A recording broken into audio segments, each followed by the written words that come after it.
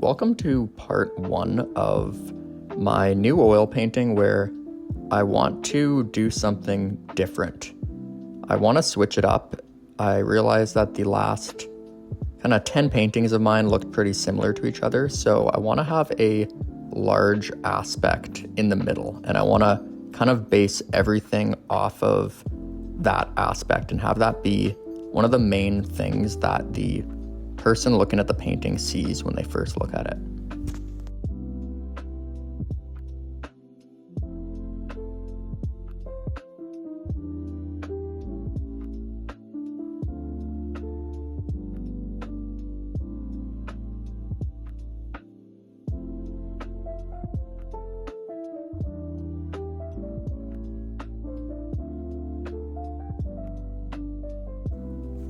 So as you can see, I'm starting off with a large blue X, and I want to have a few blue aspects coming off of it.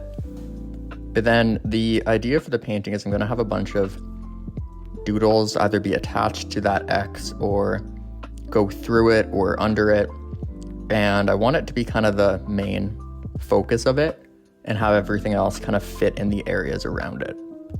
I'm adding some white to it to try and give it that 3D depth that I was talking about. And I'll probably go through and add a lot more throughout the painting just to make sure that it actually kind of has that 3D style to it. I'll probably kind of every few days go and do a little bit more and then end it with some highlights in white. One thing that I learned when I was doing my first painting a few paintings ago with this depth is that it's not always just with the lining and having it darker in some areas, but for the darker colors, adding brighter areas to give it that kind of shading style. So I'm still learning how to actually effectively do that, but it's been fun to try, and when you see it work, it's quite satisfying to look at, especially when I'm editing the videos and I can see how different it looked before I did those little details and textures.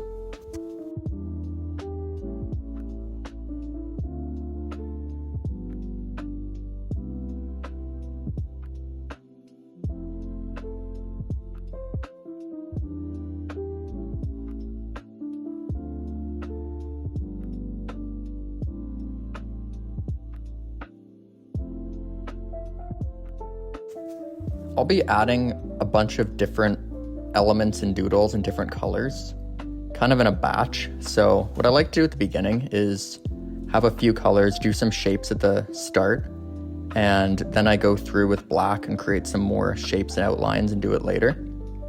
With this one, I wanted to do more doodles and parts in it that I'm not used to doing.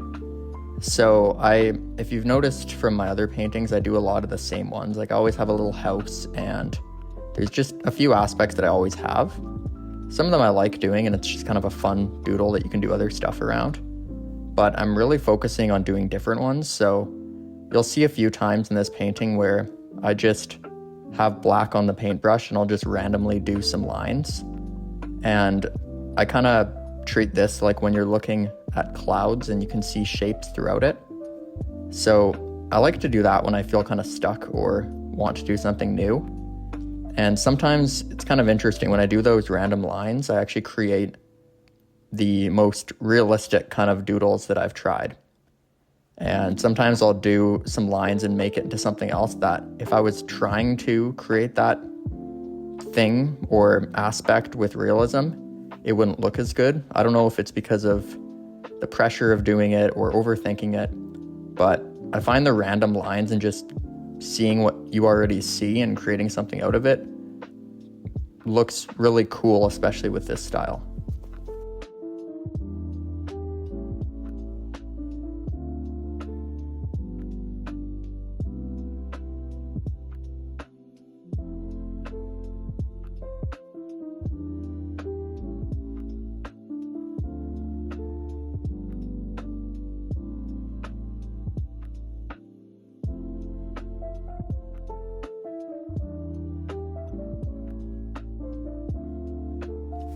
For this painting, I want to make sure that I'm having a good balance of small details and a good balance of large details.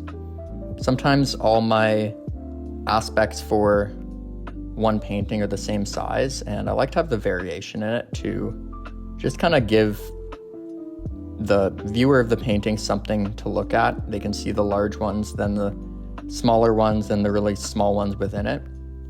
So yeah, it's been kind of fun to look back on my paintings and see what works and what doesn't. Like I was mentioning with the random lines, if you see in the top part, that bird, that came out of just random lines, and I saw it and just started connecting them, or then realized that it kind of looks like a bird, and then made it out of that. So I'm doing more just kind of having that style. And I think my next painting, I decided I want to do all like that and just have like 50 random lines, a few kind of large sections like the X, or then just only have random lines for the aspects. I think that would be really cool to see that in a whole painting.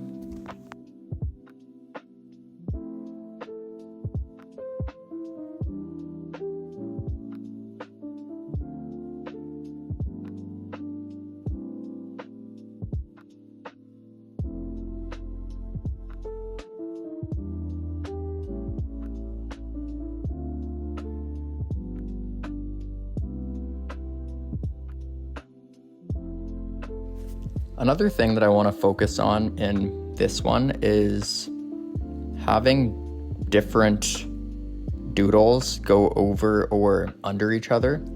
And I want it to be obvious where they are. So I don't want it to be flat. I do this with the roads, you can see where they're going. But I want to get better at having it where if I did a doodle underneath the X, you could see that it goes under it, or one that goes over, and just kind of seeing the shadows and the way it goes. I don't know how much of that will actually come out with this one, but I want to really use shadows and shading to achieve that. And I think that'll be a nice kind of thing for me to focus on and practice in my next paintings, and this one as well.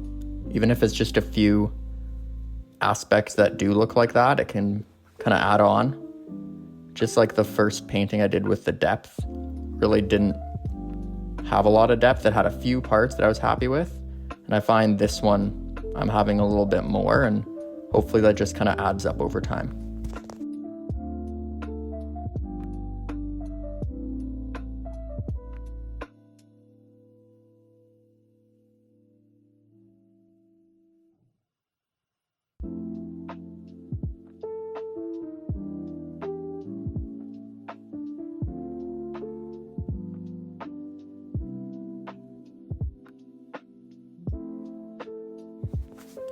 I never really pick a specific color scheme. I might do one in the future where I do that and stick to a few colors, but I always just like doing a random mix of them. And I really like the look of the blue and the red together. And I want to use a lot of different shades of red just to give it a really kind of cool feel. I find red's one of those colors that you can use a lot in a painting because you can use it dark, you can use it more like the burgundy, and you can have it super bright, kind of more like pink. And especially now that I'm doing more shading, like with this bird, it really helps bring more of those doodles to life. So I'm going to be doing a lot of that. I also started doing that with green. I have a green that I'll mix white with, and it gives a nice bright. Sometimes I add even more, and it gives a really bright green that almost looks blue to me. And then I'll use dark and just have it without any blending. And I really like how I just learned to blend the oil paints better. And I find you can make really vibrant colors even with a darker shade. And I really have been enjoying kind of seeing that come to life with the paintings.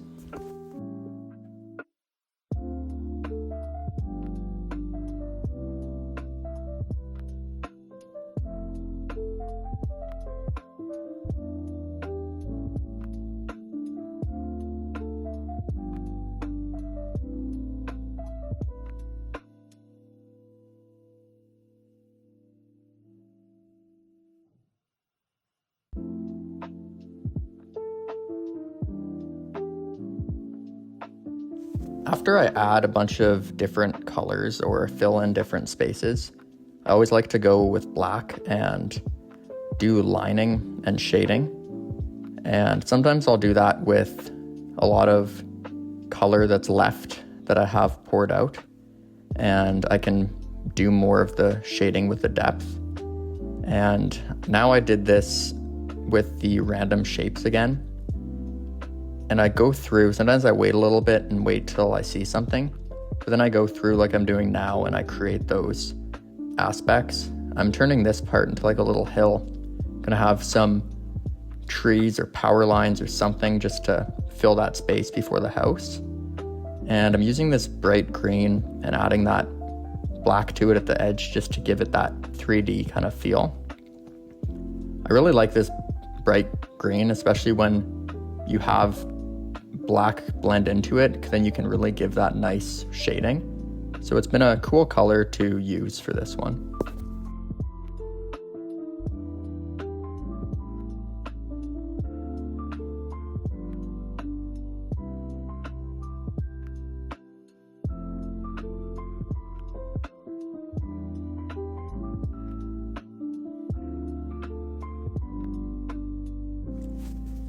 At this phase of the painting, I'm always careful with what colors I'm choosing.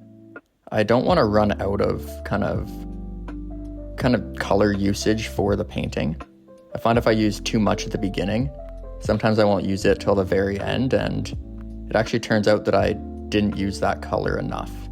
I've done it before where I started off and did a lot of orange and red, and every time I looked at it for the beginning, I just thought I can't add any more. Then when I added a bunch of other darker ones and filled up a lot of the larger spaces without it, I realized that I wish I would have added more throughout it. So I always just add a little bit at a time and kind of build it all up together. It's also a reason I started doing the sections in the painting. Not usually just large ones like this big X, but smaller areas or a face, I'll add a border or cool lines or even something like coming off this house. I can do that. I'll probably do some other lines just to make the space work more so I can add more little areas of color instead of just choosing one large one and sometimes feeling like I'm using too much of that one color in one little area or section.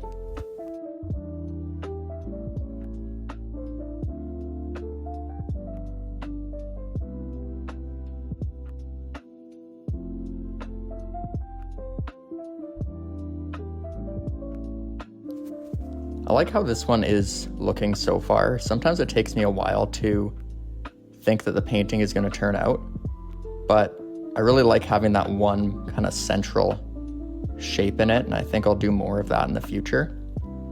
So I'll probably be making this painting into quite a few parts and do some time lapses throughout it as well.